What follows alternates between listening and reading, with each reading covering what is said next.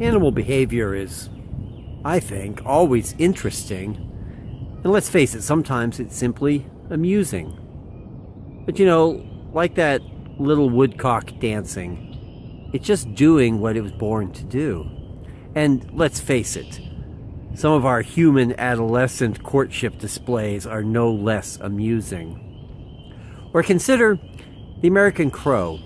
A behavior that you'll often see it doing is something called mobbing. You'll see one start and more join in to drive away a red-tailed hawk, for instance. And you'll wonder why they're doing that.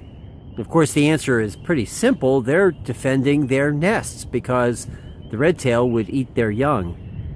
Now, is that a noble practice on the part of the crows and bad on the part of the red-tailed hawk, or are they really simply doing what nature has them do?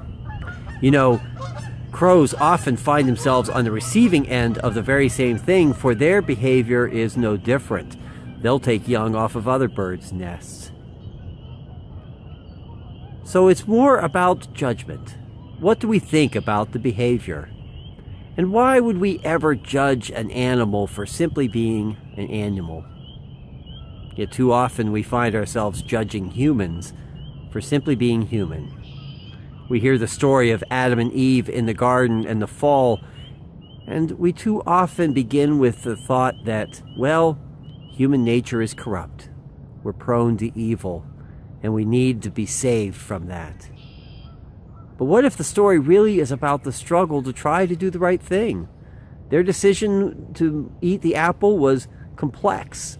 It wasn't straightforward and simple.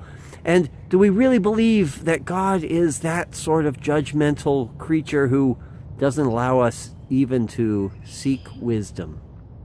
No, I don't think that's what the story is meant to be about.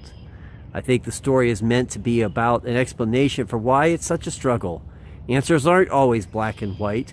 We're born to seek wisdom and knowledge. We're born to explore.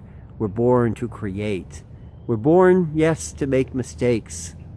And we're free to be loved and forgiven by our God, who originally blesses us, not curses us.